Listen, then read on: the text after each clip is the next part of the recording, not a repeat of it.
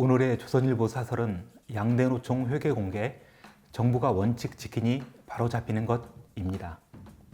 정부의 노동조합 회계 공시제도 도입에 반발해온 한국노총과 민주노총이 결국 회계를 공시하기로 결정했습니다.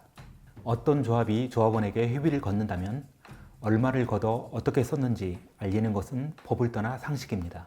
그런데 우리 사회에서 유독 노조들은 이를 감춰왔습니다. 뭔가 구린 곳이 있다고 볼 수밖에 없습니다. 정부가 회계공개 제도 도입을 추진하자 두 노총은 노동 탄압이라며 강력 반발했습니다. 당연한 것을 하는데 무슨 탄압입니까? 떳떳하면 공개 못할 이유가 없습니다. 정부가 노조 저항에도 원칙을 지키며 단호하게 추진해 나가자 결국 손을 들었습니다. 한국노총과 민주노총에 가입한 근로자는 각각 100만 명이 넘습니다.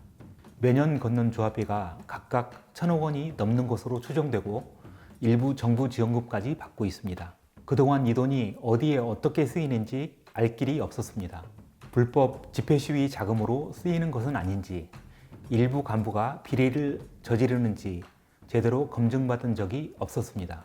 노조 회계는 일부 간부만 아는 비밀이었습니다. 어떤 조직이든 투명한 회계 관리는 민주적 운영의 기본이라는 점에서 있을 수 없는 일이었습니다. 이 노총들이 상식을 되찾아 회계를 공개하기로 한 것은 물론 아닙니다. 정부가 회계를 공시하지 않는 노조엔 연말정산 때 조합비 15% 세액공제 혜택을 주지 않기로 했습니다. 이러면 조합원들이 노조 지도부에 반발할 수 있습니다.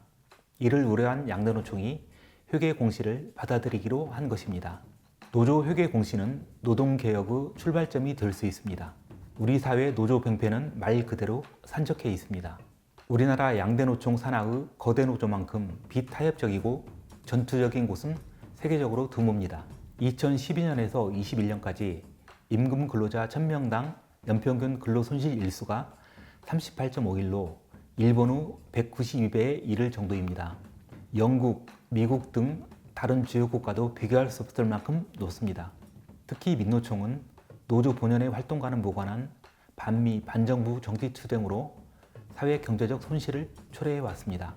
강경투쟁과 불법 파업, 폭력, 갑질, 회사 여건을 고려하지 않는 과도한 요구, 정치 파업, 무분별한 집회, 고소고발, 진정 남발 등도 우리나라 거대 기득권 노조의 고질적 병폐입니다.